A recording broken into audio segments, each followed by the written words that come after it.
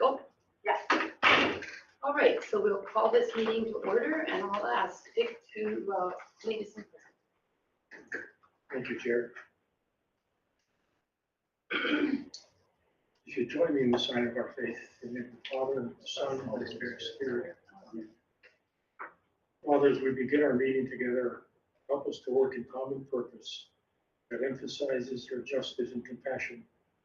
Let our work be deemed beneficial to all, and let your love come through our actions.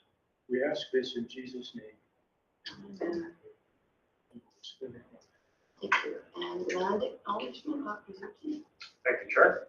Before we begin, the Medicine Hat Catholic Board of Education would like to acknowledge that we are gathering on the traditional land of the Blackfoot people, who have welcomed here for centuries the Cree, the Métis, other First Nations, and non-Indigenous peoples.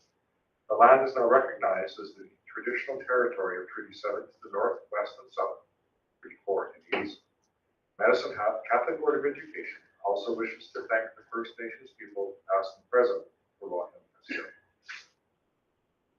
Thank you. And now we'll have the approval of the agenda. If somebody would like to do that. Tom, thank you. All in favor?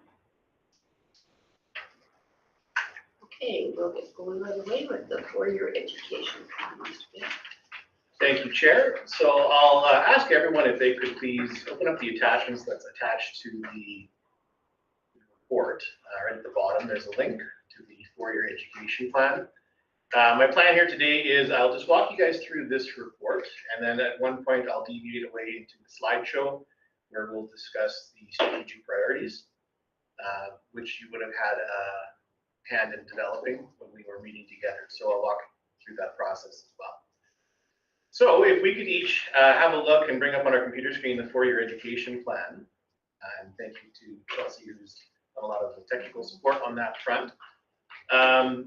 The first number of pages there are very much just the division profile and a welcome from our board chair. Again, very similar to what we've seen in years past on the first two pages. When we get into page 3, everything is really just more about Medicine Hat Catholic Board of Education. What are kind of the core values? And page 4 is mission, vision, values, where again, this has been part of our plan for the last number of years, and the mission, vision, motto, and values have not changed in quite some time, and has been included in this report again for quite a number of years. Where we're going to deviate away is when we look at our strategic plan, our strategic priorities, which begin on the next page. So as you would remember, you were all part of a session that was held with our site-based administrators as well as senior administration, where we broke off into groups, where we've moved to look at what are the strategic priorities of this board will be moving forward in the 26-27 school year. There have been a slight adjustment from what we have had in the last number of years, which is what my presentation will primarily consist of here. Sure. There. So what we'll do is we'll just review the old priorities very briefly. We'll review some of the work that was done in the trustee and mini retreat. I'll give an overview of the new strategic priorities, and then the last 3 items, we'll go through the 3 strategic priorities that we have listed here. And some of my colleagues here, central office staff, are going to be joining in with part of that presentation to speak to the areas that are in their area of expertise. When we look at our old strategic priorities, we had 4. Catholicity, health and wellness, quality teaching and learning, and Holy Trinity Academy. What you're going to see as we get into it is that we're not really deviating far from this path, because we feel those are still very valid goals and priorities. However, you're going to see Holy Trinity Academy drop off. And we've had that discussion that we believe that's no longer a strategic priority as it is in construction. We're moving to have our resources targeted towards there in the next couple of years. We've been working, actually this morning we had a lengthy meeting with the principal of that school as he's working to work with our construction partners in that project. So there's no longer a need for it to be listed here. And you'll also see that this middle priority, health and wellness, is going to change slightly into what the scope of that priority is. The Catholicity and the quality teaching and learning will remain, but they are also going to be changed in the nature of what the goals look like. When we get into the goals, what you're going to notice is that some of the language has changed. What we are trying to accomplish through this plan is, again, you'll notice in the language that we've really tried to move all of our items to SMART goals. So SMART goals are specific, measurable, attainable, relevant, and time sensitive. So you'll see the mention of dates that are included in those now that maybe have not had solid dates attached to them. And you'll also see percentages associated with some of the outcomes that we're hoping to achieve. So this is our old plan. And the first thing I want to look at is bring you back a few weeks when we met in this room and throughout the CEC here. And we had a chance to work on two different things. We did the COGS exercise and then we did the headlines exercise. And really the intention of that activity, the COGS exercise, was really to bring us towards what are the goals, hopes, and actions that we're hoping to see in Medicine Hat Catholic over the next number of years. And through that process, we generated 17 different headlines that we felt were going to be important for Medicine Hat Catholic over the next number of years. What we did on our end is then we took those 17 headlines, which was, I think, actually a very fruitful activity, and we've received lots of positive comments and feedback from our administration about that actually helped frame what their goals were going to be.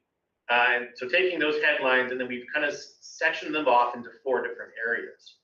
So the 4 areas that those headlines really fit under: faith, staff, achievement, and growth. Now I've kind of kept growth separate. What you're going to end up seeing is that growth is not a specific division priority, but will be achieved through these other 3. So the faith headlines that we attributed here, those headlines that we generated in that activity: faith in action, Catholic social teachings alive and well in Medicine Hat Catholic schools. Growing Catholic student enrollment reflects strong community engagement and more students choosing faith-based education. In terms of staff satisfaction, we had quite a number here. So more than a career, cultivating a career, fulfillment and renewal of Medicine Hat Catholic Board of Education. Rooted in faith, rising in employee satisfaction at Medicine Hat Catholic. Faith makes a difference, just ask our staff. Staff satisfaction is soaring. That's the power of Catholic education. And MHCBE academies continue to grow in there. And if you looked into the follow-up activity there was mention there of very intentional staffing. And then regarding achievement, so top of the class, MHCBE celebrates highest academic results in the region for 5 years running. Medicine Hat Catholic Board of Education, Road to Excellence. Medicine Hat Catholic Board of Education is one of the highest performing divisions in Alberta. Programs that inspire, results that matter. A new stage for big dreams, in reference to DHTA Theatre and their opening productions. And fine arts flourishing at Medicine Hat Catholic campuses. Now, some of these that were actually just listed there would also fit under the growth headlines here, but these are the ones that were very separate. So record-breaking growth at Medicine Hat Catholic schools, it's reached an all-time high. Medicine Hat Catholic Board of Education busting at the seams. And MHCBE acquires the Southridge YMCA. So again, we're looking at growth of not only students, but of facilities as well. So I thought that was really encouraging to have that activity and just to see where the mood in the room was. What are the hopes, wishes, dreams? What are the headlines that we want to have for Medicine Hat Catholic over the next couple of years? So from those headlines, we've established 3 new priorities. And again, 1 and 3 will look very similar in title and in substance, but again, some differences there. So within Catholicity, we have Encountering Christ, faith formation, and collaborative faith experience. Number 2 is going to be changing away from health and wellness to positive workplace experience. And under that, there's 3 main areas that we're going to support: recruitment and retention, employment efficacy, and organizational health and wellness. So health and wellness still has a place in that goal. And then lastly, quality teaching and learning. So continued curriculum implementation and collective staff efficacy. So you'll see the word efficacy come up in a couple different places as we go through our goals. So at this time, I'll ask Heather, who's really put together this goal for us, to speak about 3 different goals that fall under Catholicity. Sure, thank you, Nick. And I'm happy to do that. I won't read through every specific there, but so as Nick said, the first goal is about encounter. And again, we are following along with the renewal priorities from the diocese because we just really believe that is essential to our success. So we're excited to keep doing that. And so with Encounter, you'll notice, as Mr. Gale mentioned, it's much more tangible with accountability. So, for example, the first bullet, a certain number, a minimum of 6 liturgical celebrations that each school will celebrate. Retreat experiences for all students.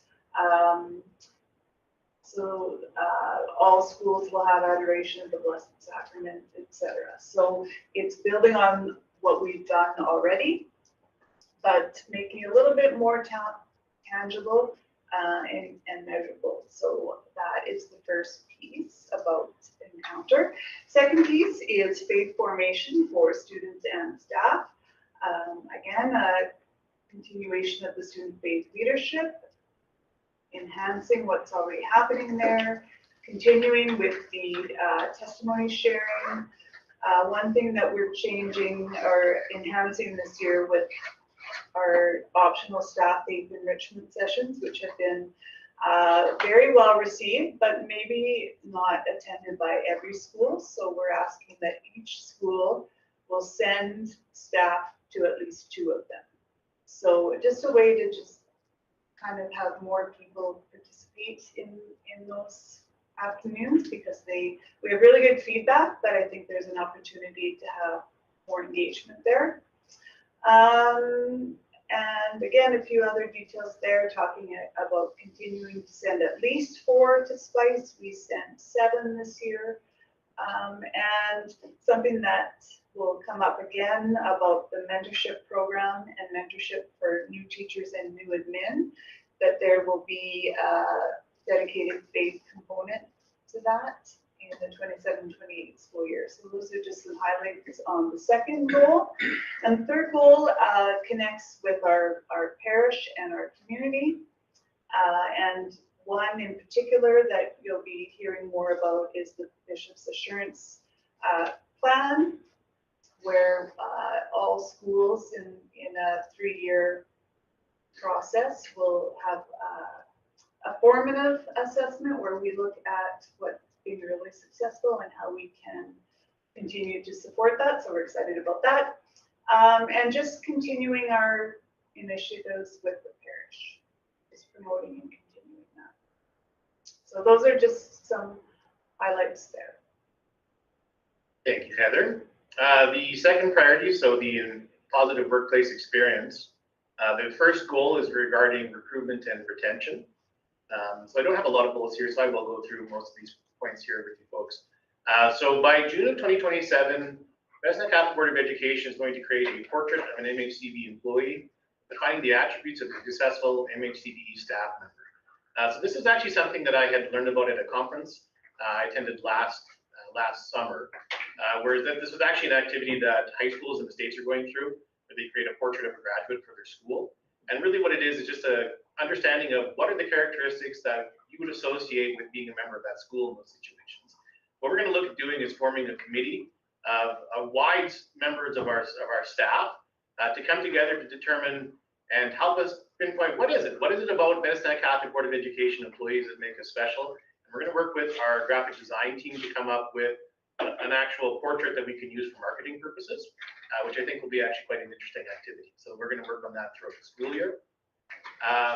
By June of 2027, we will be developing a marketing plan to attract faith-aligned staff members in all areas of employment and increase our applicant pool by 20%.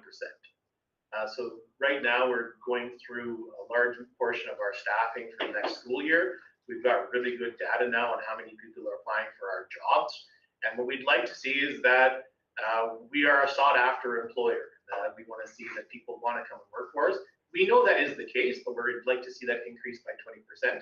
And we feel by having a more defined marketing plan to his staff members that we can achieve that. By June 1st, 2027, 95% of teacher hiring will be completed for the 2027-2028 school year. We're finding that there is a very competitive landscape right now for quality teachers in our area, in all of Alberta.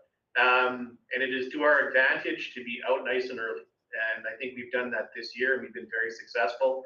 We've been very pleased with the quality of teachers that we've hired the last number of years. And we need to continue that trend. By setting that June 1st deadline date to have 95% of our teacher hiring completed, will really advance that. By January of 2027, Medicine Hat Catholic Board of Education will review our onboarding procedures and training and mentorship processes. So this is something that we're going to look at across the board. You know, when we bring on a new secretary, what is it that we're providing to them? How is it that we're ensuring that they are getting the training that they need? I think we do a good job of this in many areas. A lot of it is informal, and we're looking to formalize that process. By June of 2027, Medicine Hat Catholic Board of Education will develop a comprehensive mentorship program for new teachers and new administrators to be deployed for the 2027-2028 school year. As you know, one of the things that we've been working on here is a plan for a significant amount of turnover that we're going to be experiencing. And again, we want to ensure that our new staff members that are going to be joining us in administrative roles in particular are prepared to do their job on day one. And what is it that we have to provide them with? As an aside, quite a number of years ago, my final project in my master's degree was working on developing a mentorship program. So that's something of a project that we're very much looking forward to working on. Goal number 2 under positive workplace experience is employment efficacy, so that all MHCD staff members are confident in their ability to perform the duties of their job. So the first thing that we're going to do is by January of 2027, all of our employees are going to complete a job satisfaction survey. We'd like to see, we need to get some data, where are our staff at right now? By January of 2027, administration will determine key training that all staff members will be required to take to best perform their duties. Now, this is going to be wide stretching, but depending on each department. So for our teaching staff and for our learning assistants, there might be things like SEVA. One-day in-services on things like collaborative response. You know, we are, as a division, next year going to be going into the 4th year of our collaborative response. So those of us that have been with our division for the last 3 years, we're feeling really good about that. We are also onboarding new teachers that have not had that background. So what are we going to do for those folks?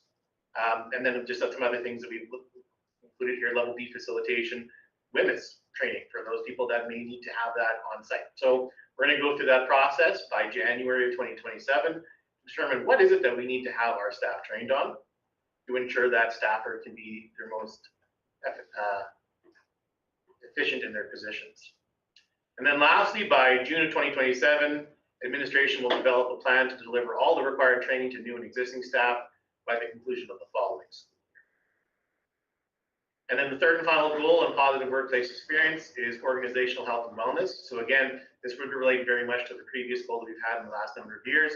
So by June of 2027, access rates of Medicine Hat Catholic Board of Education employees to our EFAP program will increase by 30%. So again, in relation to that being a SMART goal, we put a date and a time, we put a date and an increase percentage to that. The Division Health and Wellness Committee is now going to be meeting 5 times annually instead of 3, and will host 3 community building events each year. Again, the survey that we conducted with our staff members that had over 200 responses really indicated that people are interested in doing community-based things again. And that's really exciting. And actually, one of the things that that group, the Health and Wellness Committee, is planning next year is a division barbecue to start the school year, which is something that we did years ago. Like that's, remember, when I joined Medicine Hat Catholic 20 years ago, we had that barbecue. And those are some things that had fallen off. And really what we're hearing from our staff is they want that kind of stuff back. They want to build that community again. So we're going to do it. We'll move into our last strategic priority. So this is quality teaching and learning. Again, the language of that goal has not changed, however, or that priority has not changed. However, some of the goal work has. So Hugh, this is your goal here. There's no way I'll be able to see that. Read it off my screen. So we really talked about building a collective teacher efficacy in that belief that it's not that I don't want to support kids that are diverse in my classroom, I just need help doing so. So we built this collaborative response because we have expert teachers out there who want to collectively have mentors in the school, build on that expertise in the building. But now we have sort of specialists that we train and work with each month again, our LST teachers. So we have different layers of support for teachers to help combat that classroom complexity. It's not going to go away. It's always going to be there. So it's not a matter of I don't want to, but I'm going to help you do it. Yeah, so we'll continue with our LST monthly PD. We're gonna continue with the collaborative response. Each school is kind of at a different level with what they do. We're actually gonna have Curtis work specifically with the 3 schools that are coming together, because those 3 schools, their collaborative response, how they timetable it in, when they get together, are very different. So to bring that together into one building is, we're gonna add some support there. Really focus on using the provincial data we get from the mandated government assessments for K-3. How are we using that data? We're identifying at-risk students, but then what are we doing to support them? So that's another major focus. And then we do a lot of level B assessments in the division, and we're really looking at what's the purpose of the level B and how does that inform instruction for that student as well. So those are the things we're doing to help build. If we can build teacher efficacy, that belief that I can do this and I'm confident in my teaching abilities, no doubt will it build student efficacy in their success as well.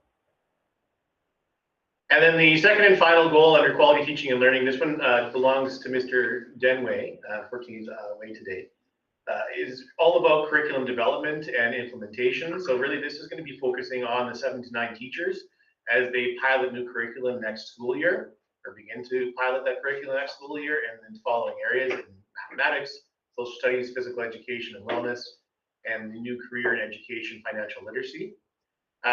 Working on continued PD, Colin has done a tremendous job in our school jurisdiction, offering a wide range of PD and providing a lot more training than we've had ever before. And he's done a tremendous job and continue working on those areas. And again, more dedicated time on collaborative professional learning and the collaborative response model as well. Which brings us back to the end of this portion of the presentation. Again, just the 3 priorities we would be moving forward with are Catholicity, positive workplace experience, and quality teaching and learning. If you guys could please look at page 11 in the attachment, that brings us to kind of the end of the strategic priorities. And then we begin talking about in this document, I'll just provide some highlights from each of the sections that we can have a look at. The continuous improvement cycle is listed here as well.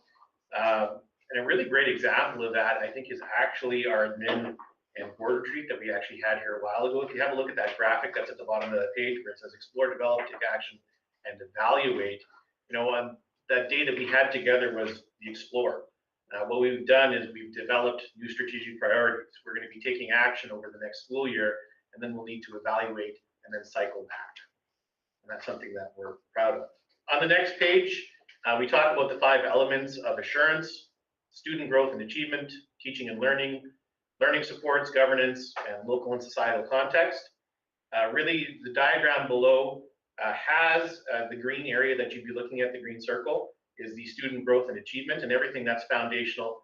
That is the most foundational portion of that document there, and everything kind of grows out of that. So student growth and achievement is the primary purpose of the education system and is the core outcome domain for this assurance framework. Then I'll just take just a few more moments here, and we'll just hit some highlights from each of those areas of the assurance model. So under student growth and achievement, the things that we'd like to share that this document shares back with the Alberta government and Alberta education is really about our outstanding results that we continue to achieve on provincial achievement tests and diploma examinations. Some of the adjustments that we've made up at Monsignor McCoy High School in regards to their timetable with the tutorial blocks that they've now changed. They have now twice a week. The emphasis we're placing on literacy and numeracy, and a lot of the new resources that we're implementing, such as mathology, throughout our school jurisdiction.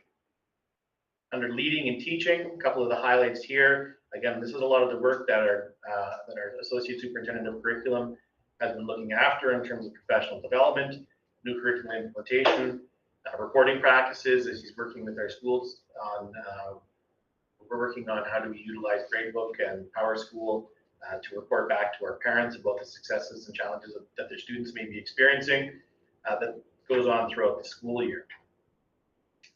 Under learning services, again, this is a continuation of very much of what Mr. Lair had been reporting on in terms of the structure that was introduced in 2023, where we have the learning services teachers that are now in place in each of the location. As Hugh and I, where our worlds overlap is staffing for those positions and training those individuals and finding new people that are going to fit those roles. That continues to be work that we do every single year and every single month together. And then additionally, the collaborative response protocol that's being in place in our school jurisdiction next year will be our 4th year. Actually, we just had a training this week with Curtis Houston from the collaborative response group, and I feel like we're really making significant strides in all of our schools right now with that. On governance, we have a picture of our superintendent, Dr. Dwayne Zarichny, and the work that he's done across the province supporting governance education. I've actually highlighted here that in addition, he has been granted the public sector governor designation. So we now have not only Dr. Zarichny, but we have Dr. Governor Zarichny on site, which is quite the handle. So we're very, very fortunate to have Dwayne here working with us in that capacity. Included in that would have been the governance training that we had shortly after the election. The trustees were with us here for a number of days working on effective governance practices. And then the local and societal context that we're working on every day. We talked about some of our partnerships that we have here with the Medicine Hat Police Service, Medicine Hat College, the City of Medicine Hat. We highlight in this situation, and under here, the new First Responders Program, where we're really, in terms of understanding and responding to the local and societal context, what we're doing through that programming is responding to an employment sector need in our area. And we've got some good news on that front as well, moving forward into the next number of years. And then lastly, in the last number of pages there, we can see where our provincial outcomes and division goals line up. At the end, we can see our annual education results report, where we continue to rank very high in most of our categories. And the item that's not listed here, but we know, is our growth and retention of students throughout our school jurisdiction. We're in a very strong position right now with our registrations for next year. Very traditionally, we've seen we see a big uptake in students in grade 6 and 7 as they enter into our academy programming at Notre Dame and St. Mary's School. And then traditionally, we've seen students leave in grade 10, and we are not seeing that this year. We're seeing, in fact, I think we're seeing a growth in that population from grade 9 to grade 10, and we're attracting students from many different areas of the city as well.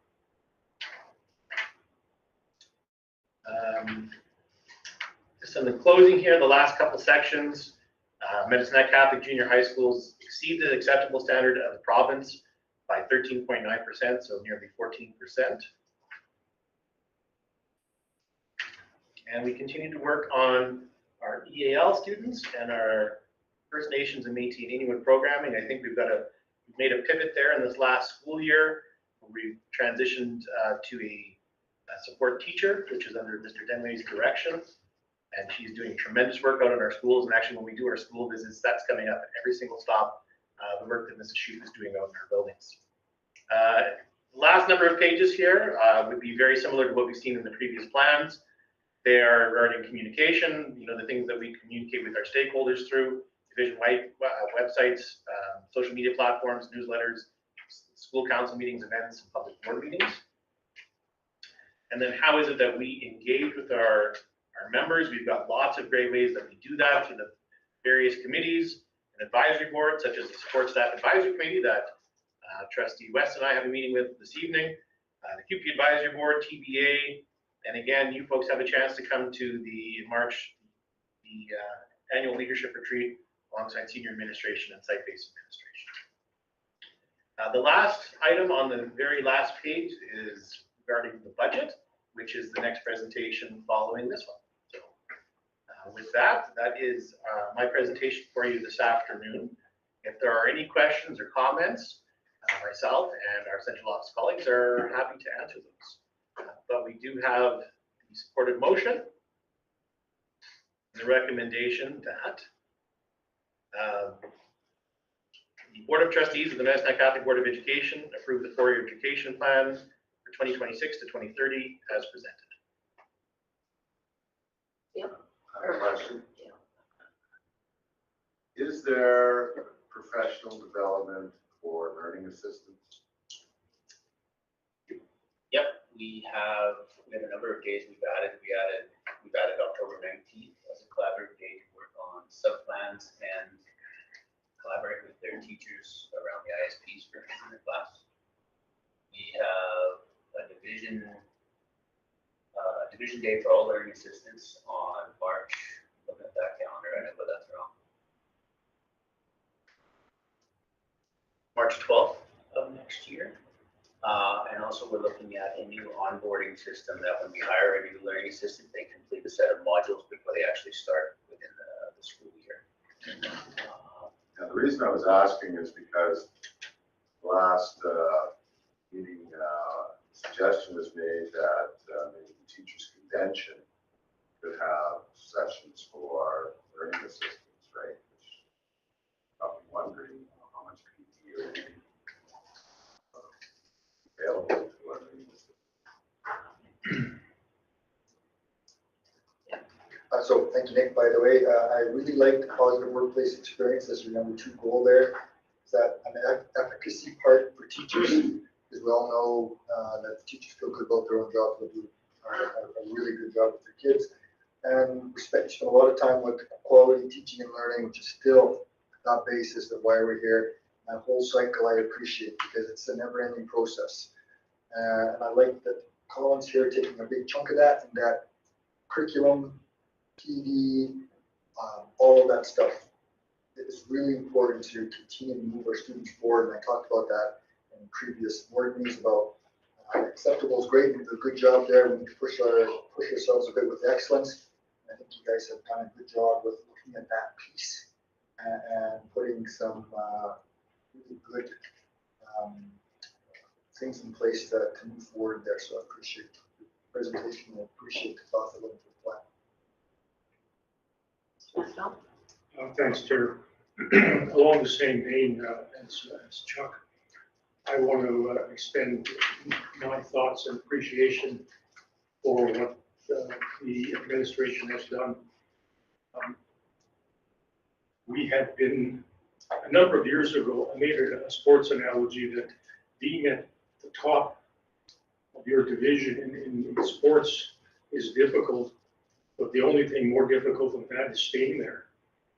And we have been at the top of our game for a good number of years. There was some fear a number of years ago at McCoy that we were losing through retirement some of our real senior people, and we were afraid that might have some sort of a negative effect on our achievement. The good news is that it hasn't, and I think that's a tribute to the hiring process and the hiring of really high level people to keep us on that path. I like the strategic priorities. I like the idea of, in spite of being at the top of our game, we're looking to do things even better. There's, as Chuck mentioned, it's an ongoing process. I like Hugh's comment about evaluating our at-risk students and constantly looking at improving what we're doing for them. I think it's a huge tribute to our district, and I'm really impressed and pleased with where we are and where this strategic plan is going to take us. Mr. Kinch, did you have any remarks? Thank you, Chair. No, any comments I would make would be redundant and repetitive. I agree with everything that was said here. And I can really see where this whole plan is following the teachings of the church. And that makes me really happy. That's what we need to be doing. We're the teaching arm of the church. So we need to, that's what we need to be. So I would like to thank you as well. Thanks for all administration. Yes. Thank you, Chair. Through the Chair and trustees, I just also wanted to recognize all the work that Chelsea puts into producing this plan. Without Chelsea, still be working on it. Telling you it's coming short. So Chelsea always does a phenomenal job of gathering all this, making sense of it all. putting it together and making it a really beautiful document. Thank you. So we need to have this motion passed. Someone could pass it, or I think the move is. Mr. West? Yeah, so moved. And any other discussion, comments further? If not, I'll call the question. All in favor? Thank you. Mr. McPherson. Thank you. So this next section is dealing with the 26-27 budget, and I passed out the document, so you have a paper copy if you wish.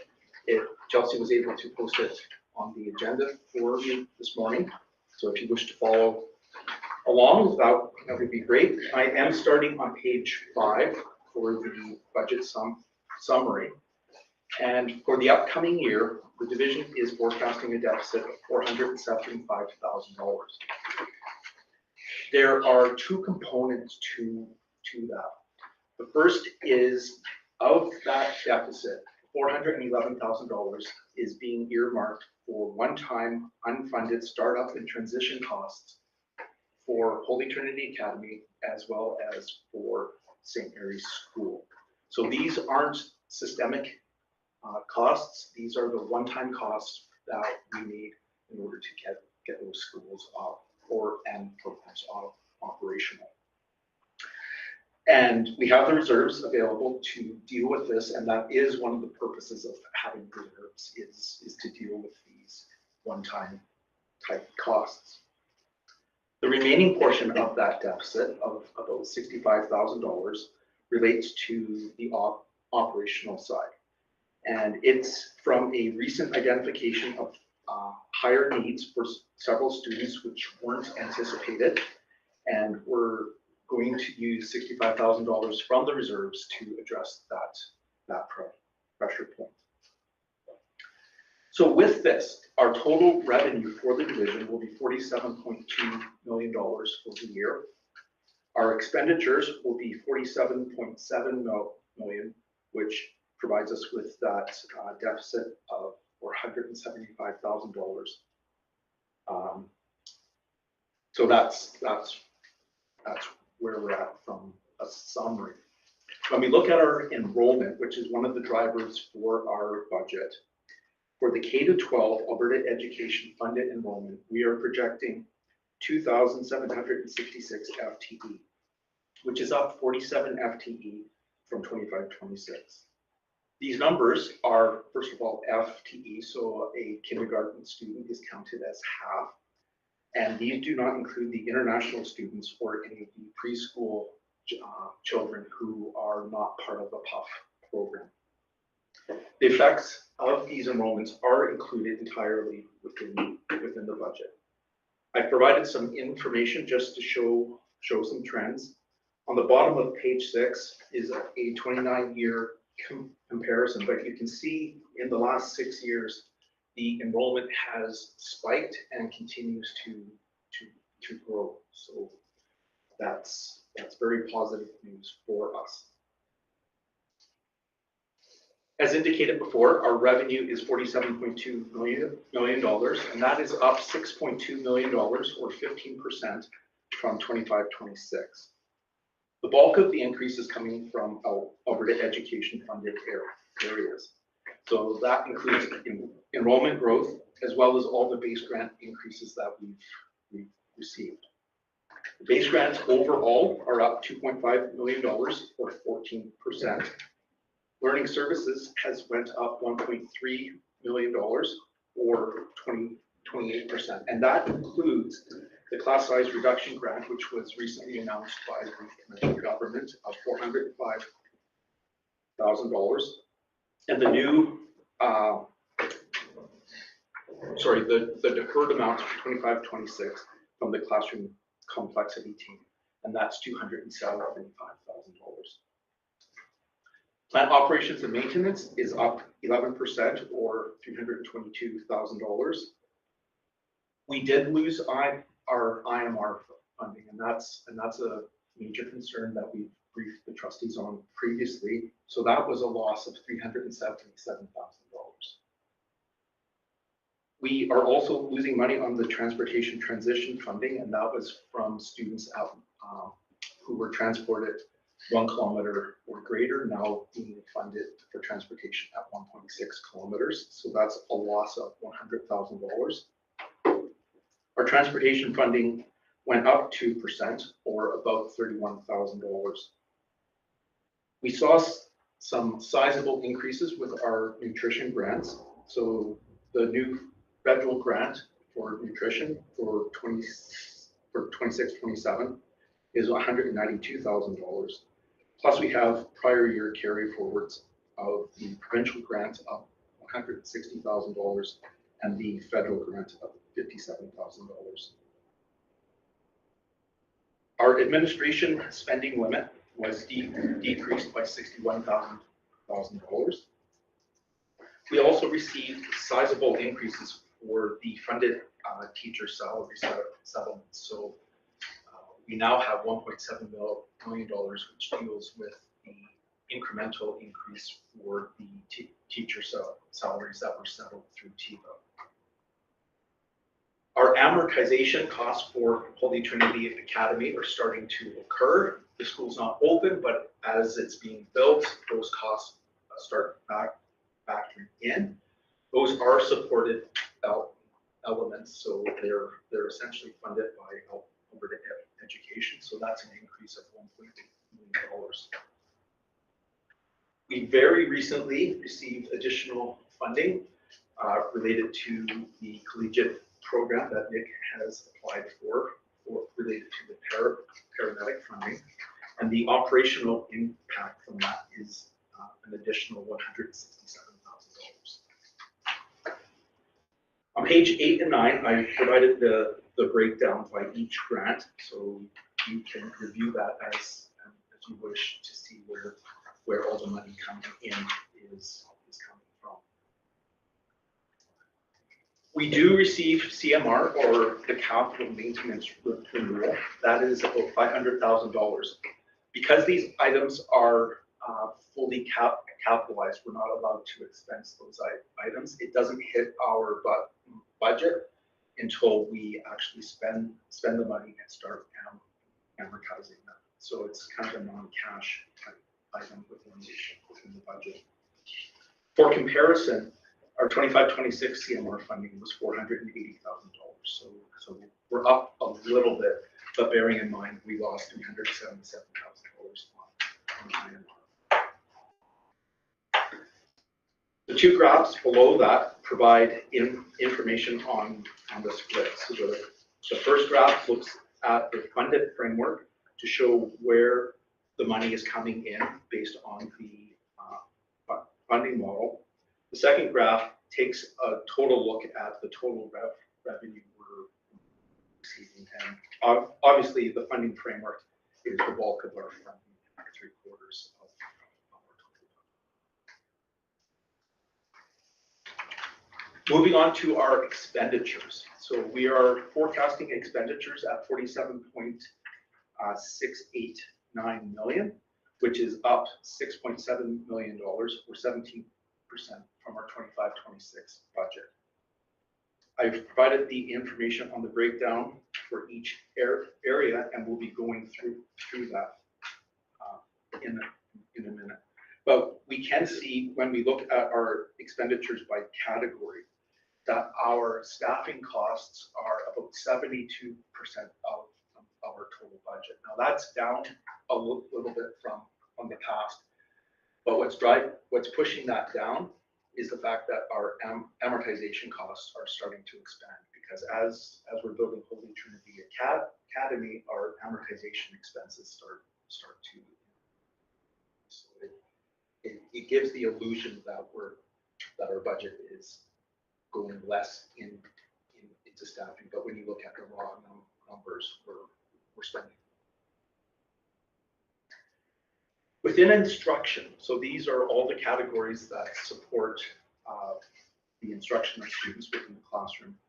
We are spending $37.7 million, which is up $4.3 million from the previous year, which is 14.2%. The bulk of this is increases with certificated salaries and benefits. So we're seeing $2.5 million additional for salaries and $0.6 million on benefits. The non-certificated salaries increased $800,000 and the benefits were $118,000. Contracts, services, and supplies, we're seeing an overall increase of about $200,000. Looking very specifically at the instructional pool, we're seeing an increase spending there of $67,000. The two major drivers is with the school resource officer contract increase of $31,000, which now provides us or continues to provide us with 1.5 SROs within the school, as well as we're including $20,000 to represent the administrator professional development. So we're investing within our principals to ensure that they have the requisite knowledge to provide for their jobs. Our wellness program, there's been no change. Within curriculum, which is Colin's area, we're seeing a slight decrease of $39,000, but that is from the wrap up of our 25-26 French Monitor grant. In the event we are reapproved for the French Monitor grant, we will have additional $39,000 on revenue, as well as $39,000 of additional expense. So it should be a wash. Our summer school, we're not anticipating any change at this point. Instructional staffing. So this is where the bulk of our instructional dollars go. Overall, there's an increase of $2.9 million or 15%. So what's driving most of that increase are a handful of areas. First of all, our ASCPP rates have increased about 5%. So that drives our benefit costs, both on the certificated and non-certificated side. Our leave utilization was adjusted to reflect what we're seeing on the current utilization of leaves. So we are now forecasting 4 days per FTE as opposed to 3. And our long-term leaves were also increased by approximately $50,000 based on utilization.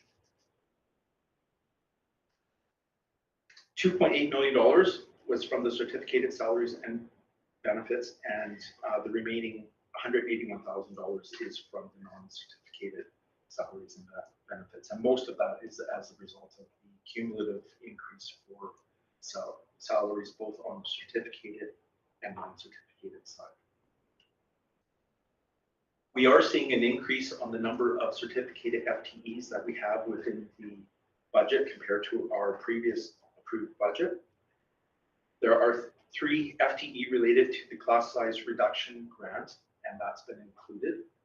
There's 1 FTE related to the complexity team grant, and we're seeing 1.5 FTE related to the opening and transition of the Holy Trinity Academy in St. Mary's schools.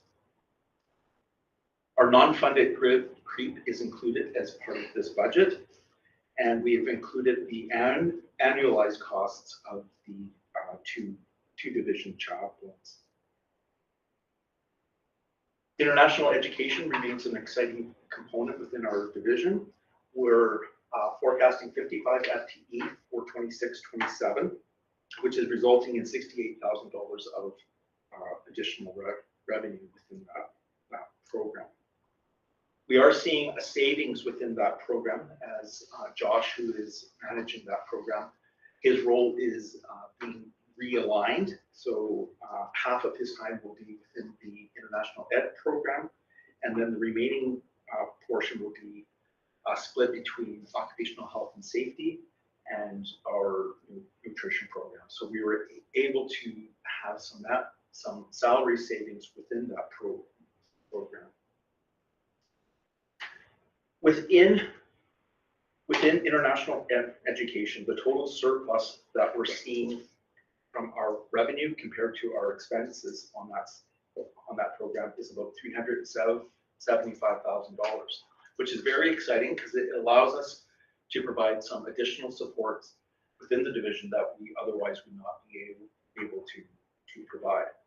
So I provided a table of what types of things that we're providing the division.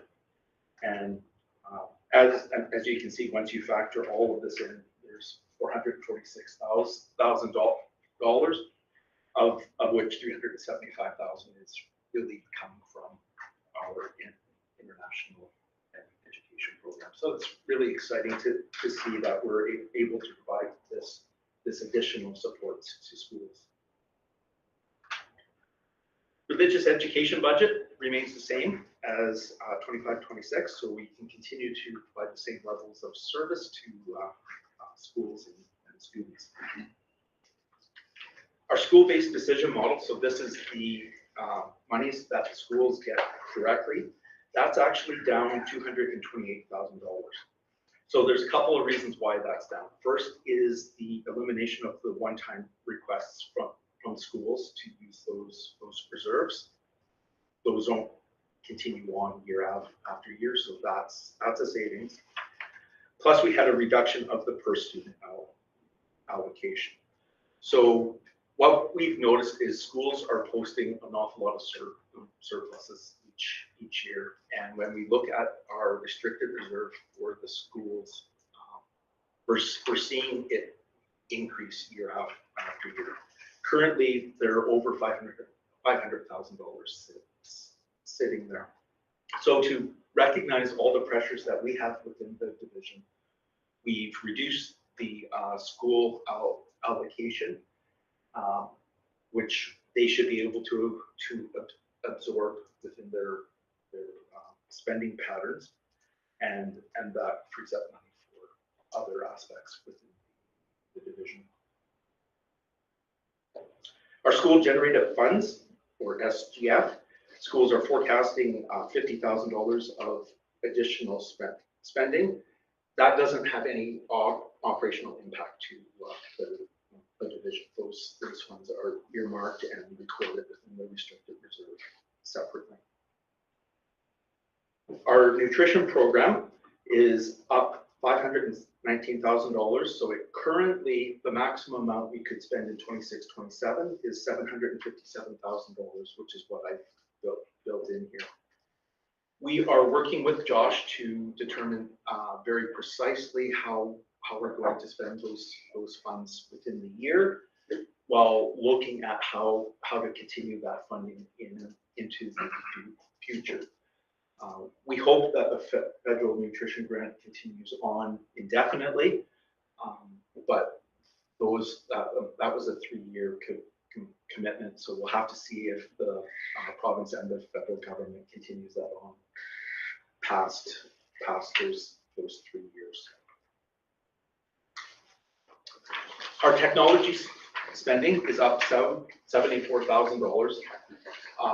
That is split between the salaries and benefits, as well as the amortizations for the servers. So we purchased some servers last year, and then the plan was there would be a couple of additional servers to act as backups within the 26-27 budget. Our learning services program is up $848,000, or about 15%. So the total budget within learning services is $6.52 million, and that includes learning services as a whole, our communities coming together, PUF, the early ed budget as well. So all the cumulative salary increases for both certificated and support staff are included as part of that increase.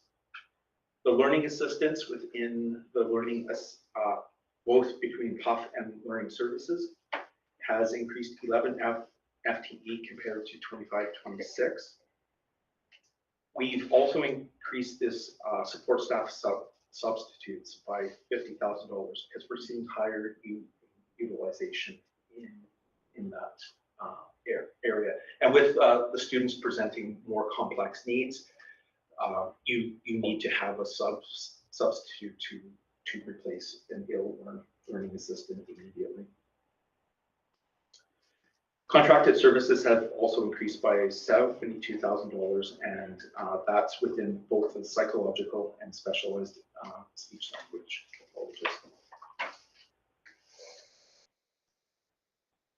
Moving out of instruction into the other areas within the division, our plant operations and maintenance, so facilities, that grant has increased $322,000. Salaries, as a result of that, have increased $190,000, which is a function of the approved salary increases both for employees under a collective agreement and the non-bargaining staff.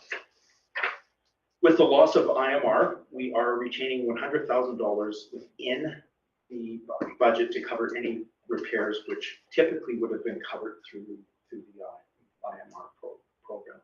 I would have liked to have had the full amount there, but it's just not really possible at this point. So this will ensure that any of the emergent issues can get addressed immediately. Transportation, that grant is at $1.7 million, which is $64,000 lower than in 25-26. However, our transportation costs are at $2.3 million, which is $78,000 higher than the current year. The adjustment to the walk distance has created significant pressures for the busing fleet. When we looked at the future ineligible riders, when we remove those riders from the system, we would not see a corresponding loss to the buses required. So this budget does not remove those students from the busing fleet because there wouldn't be any savings from kicking those students off.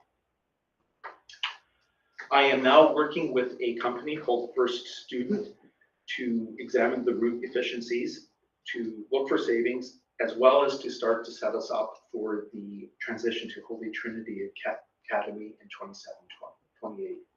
With these changes, we expect that there's some opportunity for some whole scale division-wide changes to the busing fleet, which ideally will provide some savings to us. Fuel escalation is likely to be a factor in 26-27. Typically, fuel increases are offset with the funding from Alberta Education for the fuel price contingency grant. However, we won't know what those amounts are until we see what the fuel rates actually become. Our board and system administration, as we talked about during the revenue side, there was a decrease to the amount that we were receiving. Historically, we were able to contribute $100,000 to cover some of the instructional costs. Now, with that cut, as well as some of our increases that we're seeing in other areas, we are now presenting a balanced budget within administration component. So salaries, as you would expect, are up $27,000 from the previous year. And our legal fees have increased $15,000 to reflect what our actual utilization has been. We have increased our contracted services related to the Privacy Act, where we are looking at bringing someone in. The impact may actually end up as a salary. We have put an ad out looking for a privacy officer who will help us with this. So depending how that competition goes, will determine whether this is a contracted position or a employment position. HTA fundraising. Those costs are up $17,000 based on the actual costs that we're expecting for 26-27, and that's an important component for getting the fundraising in to cover the board's commitment to the expanded gym at school. And we're seeing some really exciting activity occur from that group. the supper on the bridge with the dueling pianos is well advertised and creating quite a bit of excitement within the community. So we're looking forward to seeing that unfold. Within our external services, we have two components, the preschool and our before and after school programs. Spending obviously is up on salaries with that, as well as the additional wage top-ups that we're getting through those provincial grants. The revenue for the before and after school program is estimated to be $334,000, and that stays within the school generated funds. The preschool revenue, as well as the grants from the preschool, is expected to be $1.4 million. So all in, these programs generate a profit of about $250,000, which is used within the division to help offset costs across the board. Within our capital costs, we talked about this, that we're seeing increased amortization costs, and that's in recognition of the Holy Trinity construction costs being amortized for 26-27. These are really non-cash funded costs, but do have to record them as part of our budget and within our audited financial statements. And the final area is with the school opening costs. We talked, this is one of the major drivers for the deficit within the year. We're looking at about $410,000 within 26-27. They are one-time costs, and we've tried to identify what those costs are. So we have the administrators and the salaries associated with those 1.5 FTE. We have moving costs, potentially some release time for staff to pack and unpack and prepare their classrooms. We have some time committed for salvage at St. Francis School. The boilers, the lights there, they're all new. So instead of just letting those things get demolished, we are looking at recovering those, storing them. And a good example is with the boiler. There's parts inside the boiler that are $5,000 to purchase independently, whereas we can salvage them as needed to repair boilers in other schools. There's certain furniture costs in the amount of $140,000, which will likely be purchased in 26-27 for St. Mary's School. Now, there's no funding for that school transition, so we will look at coming up with a plan, purchase them in 26-27 as a prepaid expense, and then they would be fully expensed within the 27-28 budget. But we wanted to give trustees a sense of what is being committed to as part of that 27-28 budget cycle. These items, those furniture items, we have to remember St. Mary's is set up as a junior high school. The elementary students coming in are going to need appropriate sized desks and chairs and whatnot. So where we can salvage furniture from other schools, we will, but we also have to recognize there's a cost to setting up a new school. Net assets is the last little bit, and this looks at our totality of how much money we have in the group. And our unrestricted net assets are looking to, as part of this budget, decrease by $258,000, which will leave us with about $682,000 in unrestricted reserve. Some of that money is earmarked potentially for Holy Trinity, the accumulated costs related to Holy Trinity fundraising. Once our board commitment has been realized, any additional fundraising that occurs will try to eliminate the costs related to the those fundraising costs. But until the board commitment is met, we're just keeping track within the restricted reserve of how much money needs to be generated through fundraising to cover that amount. But as it stands right now, within the unrestricted reserve, we have more than enough to cover those accumulated amounts. So the proposed motion for the trustees reads, be it resolved that the Board of Trustees for the Medicine Hat Catholic Board of Education approve the 26-27 budget as presented.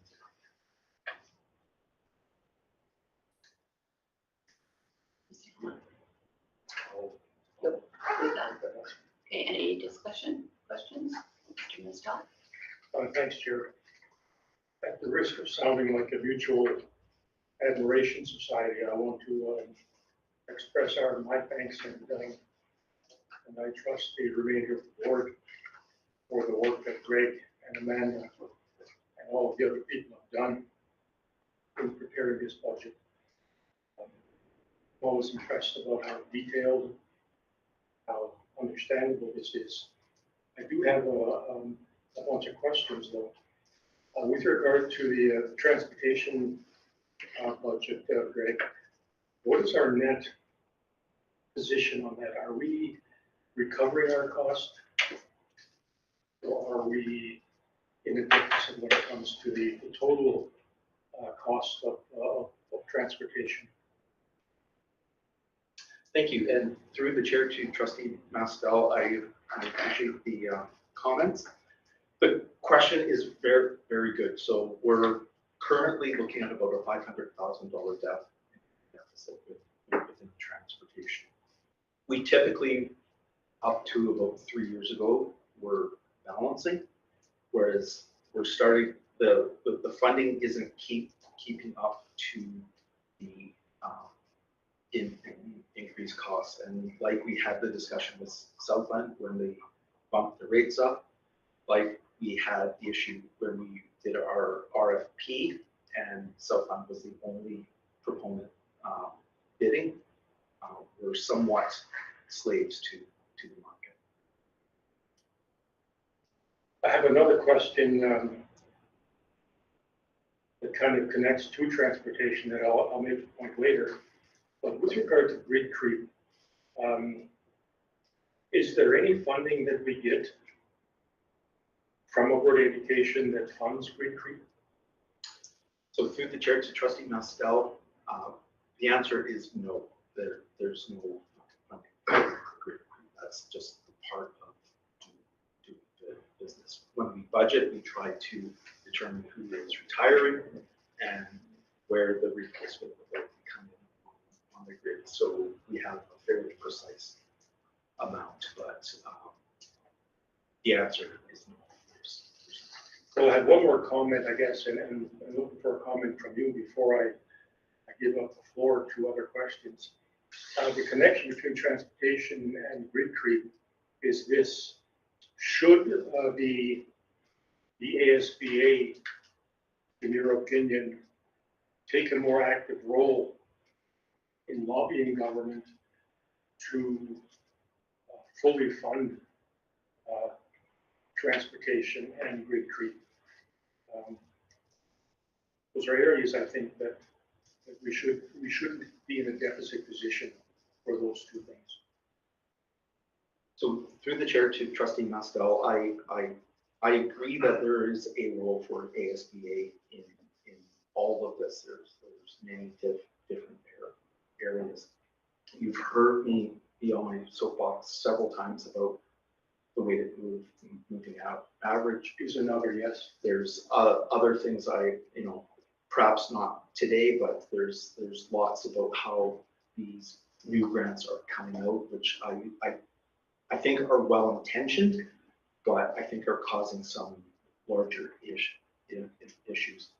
With regards to the transportation, I would agree that ASBA should be advocating, saying there needs to be a strong, hard look at transportation across the province. When you look at Calgary Board of Education, I believe yesterday voted for a significant fee increase for parents to receive transportation. I think that's indicative of every board in Alberta seeing transportation being a significant cost to their budget. I think you would have more success on the transportation side than you would advocating for grid creep.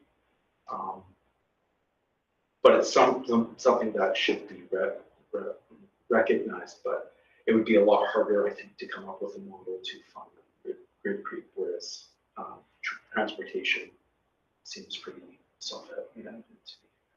Well, just as a final comment to my fellow trustees, this may be an area that we should consider drafting a proposed a resolution for the ASBA. Now, it's too late for this year, for November, but it's something that we may want to consider drafting a resolution for the ASBA coming up in 2027, at the fall general meeting. And just on that Dick was talking about, I was going to mention that I just came back from a ACSPA directors meeting, and there was a number of directors there that spoke of transportation fees. Like there's a lot of people charging for it. I don't know if that would ever go in Medicine Hat, but it is happening in other parts of the province. And quite a bit. And then the other thing you said, first student, I don't know what that was. Thank you for the question. So what I am working on is a contract with first student and having them come in and take a look at route efficiency to determine if our routes are getting the largest bang for our buck, but also to help design the routes for the transition when in 27, 28, when Holy Trinity is up, when St. Mary's the program is in place. This could have far-reaching aspects. So we think it's worthwhile, instead of doing any changes for 26, 27 and inconveniencing people and doing further changes in 27, 28, just look at this holistically, pull the trigger and make all the changes needed in 27, 28. And first student has a significant amount of experience with transportation modeling. We have our transportation system. Mackenzie has actually just finished making it current for all the routes, and we'll be able to provide that for first student to start modeling options for us. And then my other question was, what did and you probably can't answer this because it's what did the government think when they got rid of IMR funding? Is that supposed to be covered by CMR, or what are you supposed to do with the projects that need? It doesn't make any sense. That's a very good question, Chair, and I agree with you. What they've indicated is our POM money has gone up by almost the same amount that we're losing on IMR, but at the same time, the cost of utilities go up, our collective agreements are going up.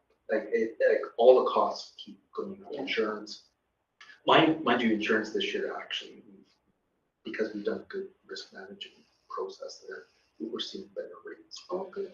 But that being said, costs are going up. So this increase to POM, though close to what we're losing on IMR, isn't sufficient. They are using IMR funds to help fund the classroom complexity. Yeah, I knew that. So they've come out publicly.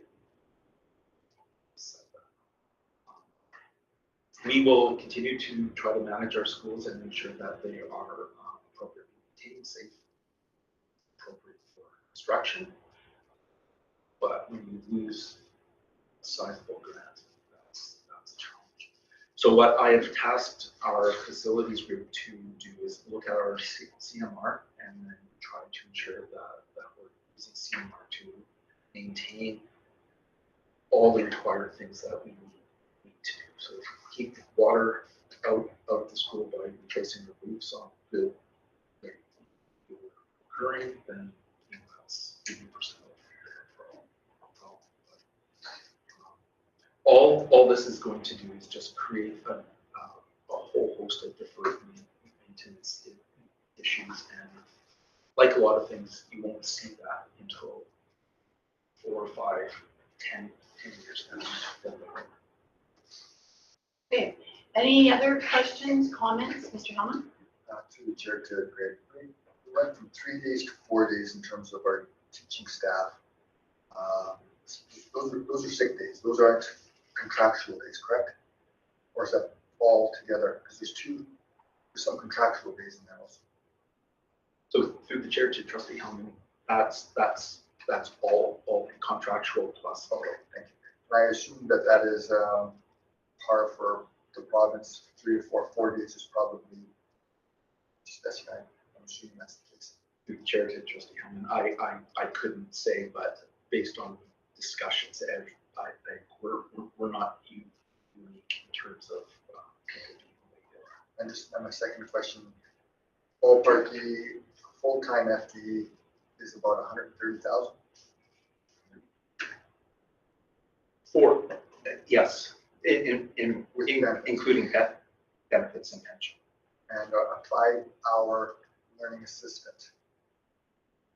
In my mind, when I was a principal, I was on about 30,000. I'm assuming it's about 35 now. I'm just guessing. So an FTE, which is based on 6 hours, 6 hours. is, you may have to help me out here.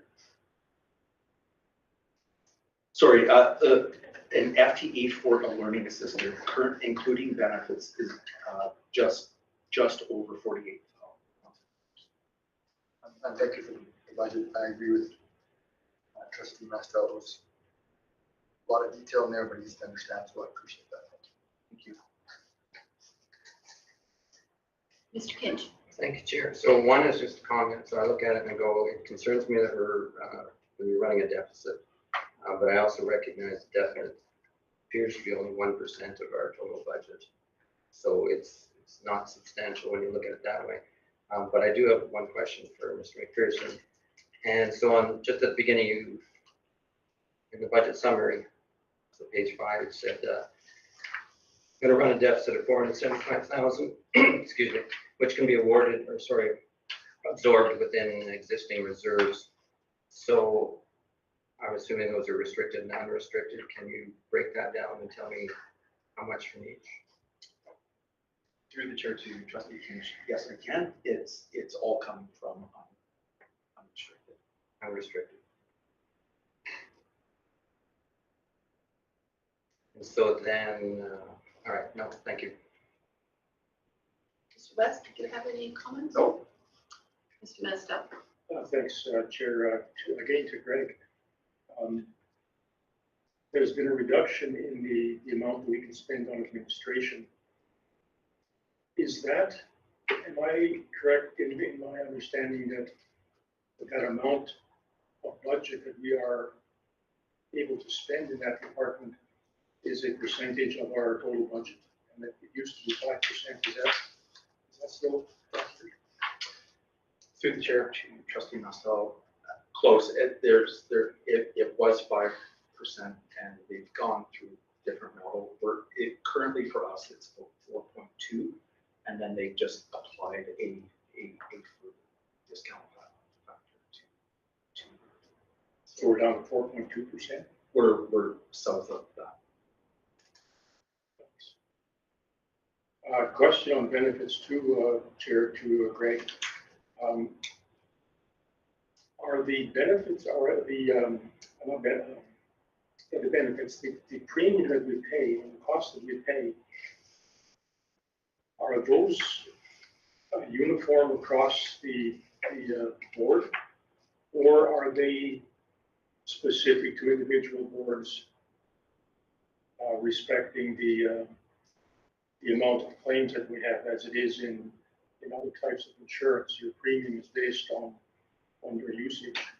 Is that the case for ASCPB also? So through the chair to trustee Mastel, yes, there isn't an experience factor there.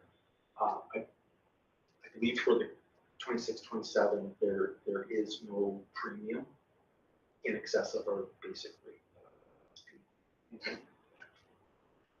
And the chair, if I may, my final question has to do with deferred maintenance. Where are we on that? Are we in control of our deferred maintenance? I guess my question is, how much do we have on the books, and can we cover that bill in our budget? So through the chair to trustee Mastel, the deferred maintenance would be in the tens of millions of dollars. Alberta Education and Alberta Infrastructure used to go through and calculate the FCI, or the Facility Conditions Index. About 7 years ago, they stopped.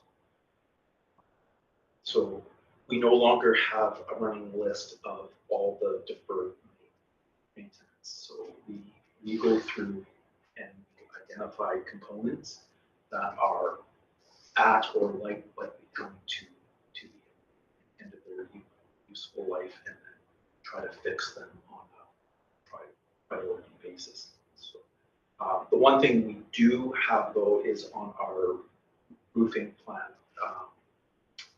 I've had facilities prepare a roofing audit, so we have a structured plan for ensuring the different roofs of the schools are replaced before they fail. Well, maybe I didn't ask my question that well. Deferred maintenance, I guess, is open-ended. You can fix almost anything. I think my intent of my question more was for the things that are urgent, like you mentioned, roofing, electrical upgrades that are at the critical stage, those things that would seriously interfere with the safe management and life of our buildings. Was there a question in there? So through the chair to trustee Mastel, I think I understand the intent of the question, and so what we apply for CMR is in millions of dollars, of which we get 500,000. So even the things that we're asking for aren't getting fully funded, but we do go through a prioritization, ensure that the things that are affecting the health, safety, and welfare of students, as well as ensuring that the envelope of the facility itself is not compromised. So if we can make sure that the water doesn't come in, mold doesn't build up, and that's one of the major things we desperately need to. Thank you for that. Okay, any other questions or comments? If not, I will call that question. All in favor? Thank you. And thank you and your department for all your work. I know it's a big one, but. All right, we will go to the closing prayer, Mr. West. In the name of the Father, and the Son, and the Holy Spirit. Amen. Carrying out your ministry, Lord, thank you for being with us during this meeting and for having guided our thoughts, words, and actions. Stay with us now as we leave this meeting and return to our respective lives. Help us to keep you as you are now in our thoughts, words, and actions. We ask this in Jesus' name. Amen. Father, and the Son, and the Holy Spirit. Okay, we will adjourn this meeting. We made it, Chuck.